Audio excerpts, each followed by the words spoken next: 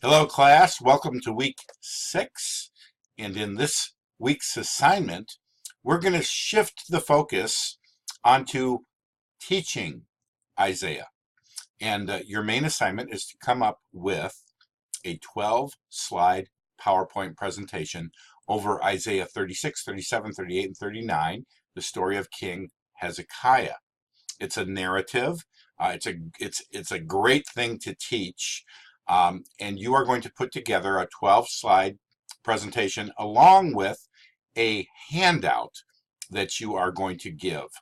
Now, let me give you some pointers when it comes to putting together a PowerPoint presentation. First of all, let's get rid of me. That's the first thing you want to do. You want to keep it simple.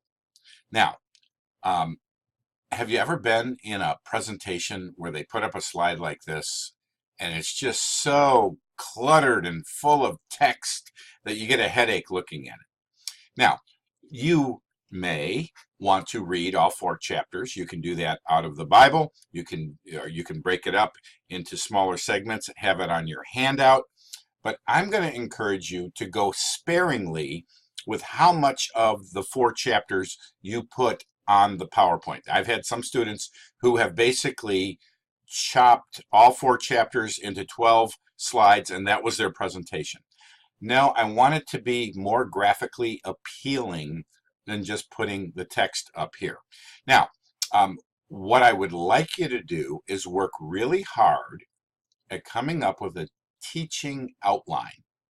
I'm going to put up a separate video on how to put together an outline. And what I would like you to do is put up the points of your outline as you go. So you're going to highlight your outline. You can refer to your Bible, you can refer to the handout, but the main thing you're going to highlight, at least with words on your presentation, is your outline.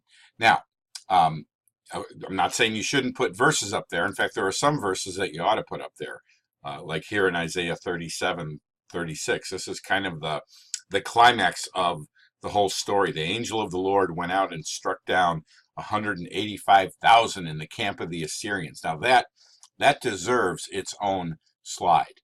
Okay. The other thing that can be very helpful graphically would be a map. I got this right out of the ESV Study Bible. You can basically, rather than reading the whole thing again, you can just put this map up, talk about how Assyria came in. They were going to, they were here in Lachish, and they got sidetracked over here in Ashdod, and they sent a messenger to the wall here in Jerusalem. You can graphically put that up there, and it saves a lot of time, and they can get the picture. So whatever locations are used in the Bible, towns are named, there's movement, a map is very helpful.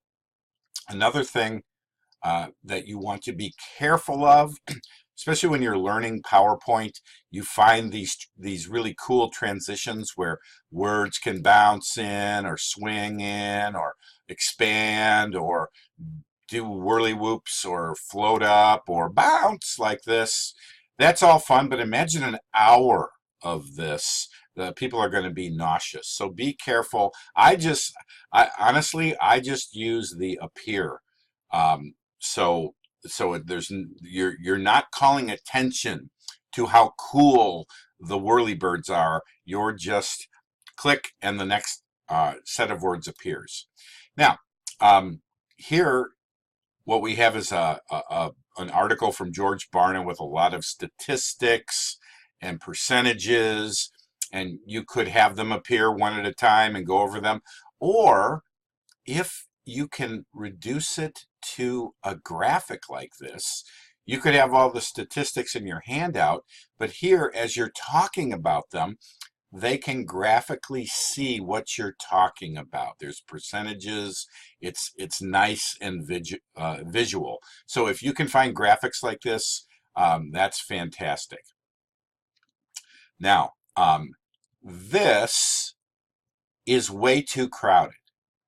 What I would suggest is taking one of these statistics at a time and putting it on a nice graphic. So this is a statistic about prayer. Here we have somebody praying, a nice sunset. 75% claim to have prayed to God in the last week. This maps fairly well into the 73% who self-identify as Christian. Now that's good, but what if you even reduced it to just that, 75%? That's going to get it across graphically in their mind. The statistic could be on their handout, but that's what I mean by simplify and don't clutter. Now, speaking of graphics, don't use clip art. I mean, this clip art went out with the mimeograph machine back in my day. What would you rather look at if there's a presentation, for example, on children? Would you rather have that or some pirates? Now, what you can do is Google search whatever topic you're looking for. I typed in children, and then you click on images, and some great images are out there that you can include in your PowerPoint presentation. So looking for good images, it really helps your presentation. Now, you've got the difficulty that the Isaiah passage took place 3,000 years ago. And if you Google search any images on Hezekiah or Isaiah, you're going to find a lot of old Sunday school clip art stuff. So it's going to take some time to find some images that communicate what you want to get across. But and here's what I would encourage you to do. Think about not finding pictures of Hezekiah, little cartoons of Hezekiah, but when it comes to your application, are there modern day images that you can use that will help people connect the ancient text to today? Now, let's talk about backgrounds. PowerPoint has a lot of backgrounds that you can use. Everybody has seen most of them, but if you just Google search PowerPoint backgrounds, you can find some really nice looking backgrounds. I just found these. Now, I did Google search Hezekiah, and oh, by the way, one more thing with backgrounds. If you're going to put text across it, make sure that your background is compatible with your text. This really stinks. Blue lettering on a green background. So you want to be aware that you want the text to stand out on your background. So you're going to have to find a picture that works well with that. Now, I did Google search Hezekiah, and in a Wikipedia article, there was this fresco of Assyrian warriors. And I thought, you know what, that's a modern picture of ancient art that relates to the story. So one thing you could do is find something like this. Your title page could be Faith or Folly, Lessons from King Hezekiah. And then what I've done in the past is I've taken a picture like this, and actually I've just used